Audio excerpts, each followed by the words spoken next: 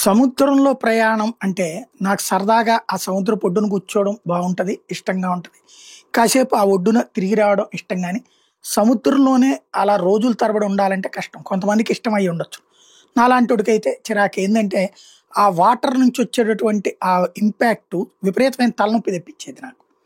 నేను వైజాగ్‌లో పనిచేసేటప్పుడు ఈ నేవీకి సంబంధించినటువంటి యుద్ధ నౌకలు, కొత్తగా యుద్ధ నౌకలు లాంచ్ చేసినప్పుడు ఎక్కిస్తారు. అట్లాగా నేవీ డే అప్పుడు సెలబ్రేషన్స్‌కి కూడా తీసుకెళ్తారు మనల్ని సముద్రంలోకి. అవి మనకి చూపెడతారు గూడా మిషన్ గన్స్, స్టెన్ గన్స్ ఇయన్నీ ఎట్లుంటాయి అయన్నీ మన కళ్ళెదురుగుండానే జేస్తారు. కాబట్టి అట్లాగా వెళ్ళినప్పుడు చూసేవాడిని. ఏ కాసేపు సరదాగా ఉండేది. కొద్ది సేపయితే చిరాకుగా అనిపిస్తదనమాట. ఎందుకంటే మనకి సంబంధం లేని ఏదో ప్రపంచంలో చుట్టూ నీళ్లు, ఏమీ లేనటువంటి ప్రపంచంలో ఉన్నట్టుంటది.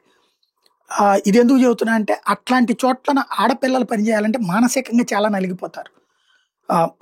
మగవాళ్ళు పని చేయడానికే నానా ఇదుంటది.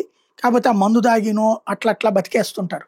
అట్లాంటిది మహిళలు పని చేయాలంటే చాలా ఇంకోటేంటంటే ఉప్పు గాలుల ఇంపాక్ట్‌తో ఓపిక తగ్గిపోతుంది. సముద్రంలో గాని మీరు నీళ్ళల్లో గనక తిరుగుతుంటే విపరీతమైన ఆకలేస్తుంది. ఎందుకయ్యా అంటే అంత ఇదుంటుంది దాంట్లో. ఆకలికి సంబంధించినటువంటి అంటే లోపల ఉన్నదంతా శక్తి లాగేస్తా ఉంటుంది. అలాంటి చోట్లను పనిచేయడం ఇప్పుడు నేవీ తాజాగా మహిళల్ని కూడా చేర్చుకుంది.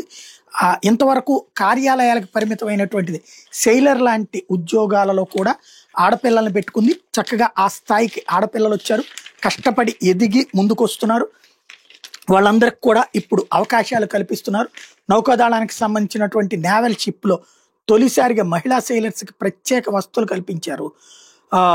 ఏదైతే ఇక్షక్ అంటే ది గైడ్, దిక్సూచి అనే అర్థం.